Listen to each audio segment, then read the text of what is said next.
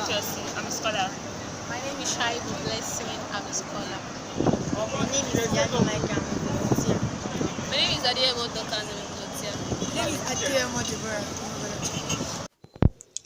Hello everybody, my name is Samuel Bakari Adedeji. I'm here to give an introductory talk on the need for cleanliness, and I'm going to be considering the phrase cleanliness is next to godliness, which is a very common saying. Most people when asked believe that this phrase is from the Bible, and you probably have also been wondering too yourself that if this phrase is really from the Bible. But contrary to many believe, the phrase cleanliness is next to godliness is not from the Bible. Many people relate this phrase to the Bible due to the fact that it is very often heard in Christian homes. In reality, the phrase is a very old proverb believed to be found in the Babylonian and Hebrew religious texts. But the first expression or use of this phrase in the English literature was a modified version of the proverb in the writings of St. Francis Bacon, a philosopher and a scientist in 1605. Sir Francis Bacon writes, cleanliness of body was even deemed to proceed from a due reverence to God. Some years later, a popular Anglican cleric and theologian, John Wesley, made some sort of reference to the expression in one of his sermons. Sovereignliness is no part of religion. He continues, cleanliness is indeed next to godliness. We are not sure where the connection between cleanliness and godliness came from, but over the years, different explanations from the Bible has been given to back up the phrase, even though the phrase cannot be found in the Bible. But before we look at the explanations from the Bible that may connect cleanliness to godliness, let us first define what cleanliness is. Cleanliness is defined as a quality or state of being clean and also the habit of achieving and maintaining a clean state. Cleanliness can be as a moral quality of being clean and free from dirt. On a more practical level, everybody should listen. Cleanliness is attributed to a hygienic state and the prevention of diseases. So we wonder why we fall sick. It's because we are not clean. In the Bible, some of the laws of God to Moses and the Israelites has to do with the concept of clean and unclean. The laws or guidelines instructed them to avoid eating certain things which were termed to be unclean. Also, different instructions as from washing and cleaning processes, especially for an unclean person, was given and were given to them to follow before the person can be re-allowed into the community. There were things that God termed as unclean and things that makes people unclean, e.g. a woman in her period. They have to keep this law and instructions of a clean state before approaching God. However, Jesus stated in the New Testament that we are not defined by what we eat or don't eat, or how well and often we wash our hands, but by the things that is in our hearts. Jesus was not trying to discard the law relating to cleanliness, but said this in reference to the state of humans' morality, conscience, mind, and spiritual state. Therefore, we can say that even though cleanliness has nothing to do with godliness, especially based on what Jesus said, God is surely interested in humans being clean. And most of the instructions in the book of Moses in the Old Testament can be compared to most of the hygienic standard and practices we have today. So the phrase cleanliness is next to godliness may not be in the Bible, but God surely wants us to live in clean and hygienic condition and environment. So I will urge every one of us to live a clean life, to have our hands washed at the right time. You make sure your clothes are clean, ironed, you look smart, you look neat, that your dressing, the way you are clean, can motivate others. And if we take it as a lifestyle to be clean, you would motivate others around you. I beg you, watch the next clip coming up after this, and I see God blessing you.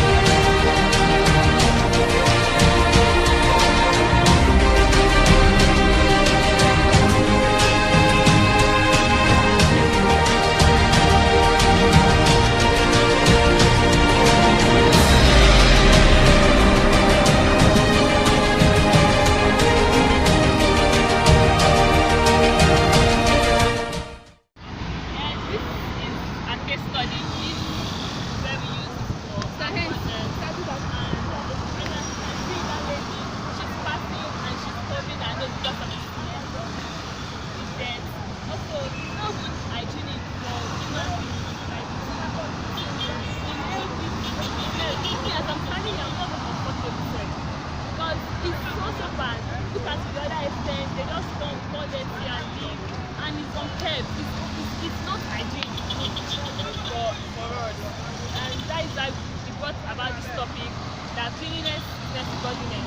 So our desire and our aim is that those that we talk, that are going to talk to, that we invite this habit of cleanliness in them, so that by so doing, everybody, before you know what happens, before you know what goes on, everywhere will be clean and we'll be able to live well in the environment. Thank you.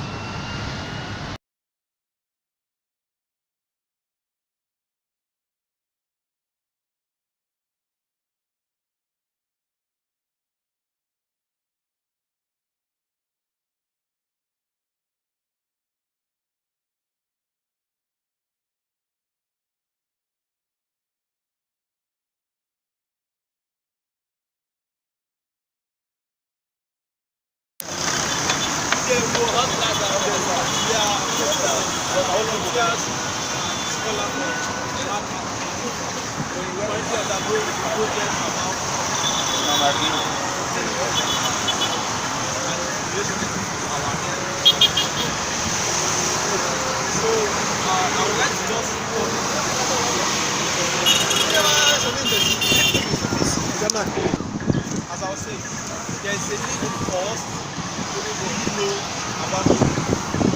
Cleanliness is more than what we call family.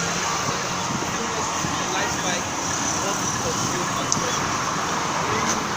Some years back, in 1775, John Wesley said, and I quote, he said, "Untitledness is not part of any religion, either you are Muslim or Christian. Untitledness, you are not supposed to be untitled. But cleanliness is next to godliness." It then means that if you really want to be a godly person, either you be a Muslim or you be a Christian or be in any religion, you have to be clean. There are effects of uncleanliness, and the effects of uncleanliness are diseases started when we do not take care of our environment. We injure ourselves. There are some points at which they put our people walk they get fractured and some other things. So we need to, as a person, understand the value of cleanliness. Work towards being we are not God. Jesus Christ and God Himself have a lot talked about this in the Old Testament. He has talked about it in the Old Testament because He was always saying, do this thing, don't do this thing, do things that are good. So if you really want to live a lifestyle that is good, if you really want to be whole, healthy, you have to be what? You have to be what? So my other scholars about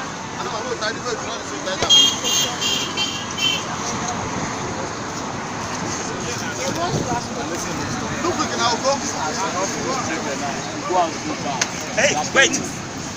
yes.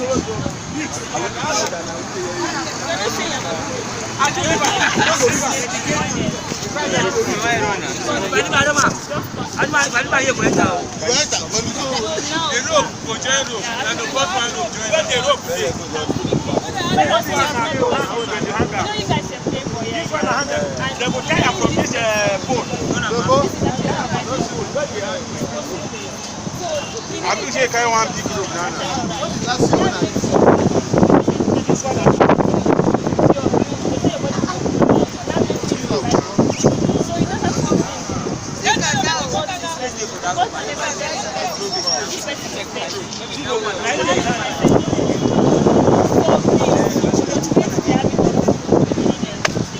And I would like to round this up by saying cleanliness is not always cleanliness is also in the heart. And we have mental cleanliness.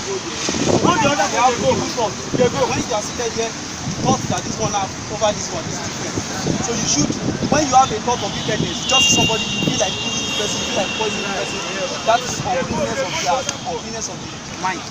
So when you have thoughts of immorality, you are seated and you are eating again and you are lost again over the head, or you want to have sexual lust or immorality over the head, that is uncleanness of the heart.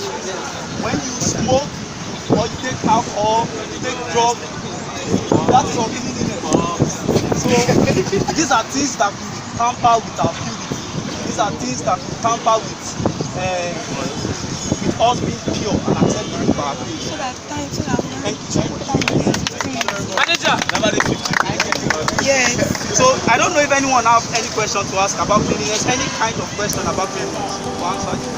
So where are you guys coming from? Landmark University.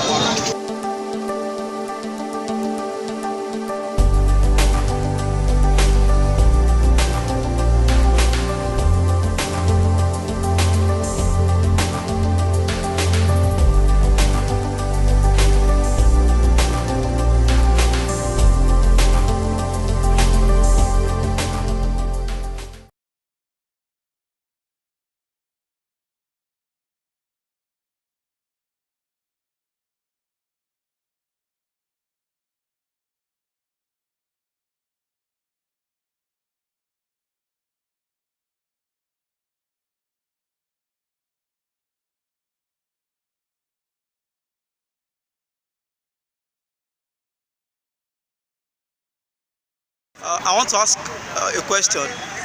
When you talked about cleanliness and its effect on our body and society, if I'm trying to be clean and others are dirty, what do I do? Okay, you're trying to be clean and others are dirty. So you say this thing, the same goes like this. A change begins from you. You want others to be clean, you're clean, but others are dirty. Then you live a lifestyle that is clean. Like you tell them about it, encourage them, motivate them to be clean. And before you know what is happening, like to invite that the spirit of cleanliness in them. Just like our introductory video. That guy showed act of cleanliness and the other guy showed. Okay, the second question is what can uncleanness cause? Like the physical effect that it can cause. Uncleanness causes different things. Uncleanness can lead to disease like malaria, typhoid. I want to ask a question, ma. So what are the spiritual effects of uncleanness? What can I do as a person that will make me unclean spiritually? Okay, that's immorality, like having grudges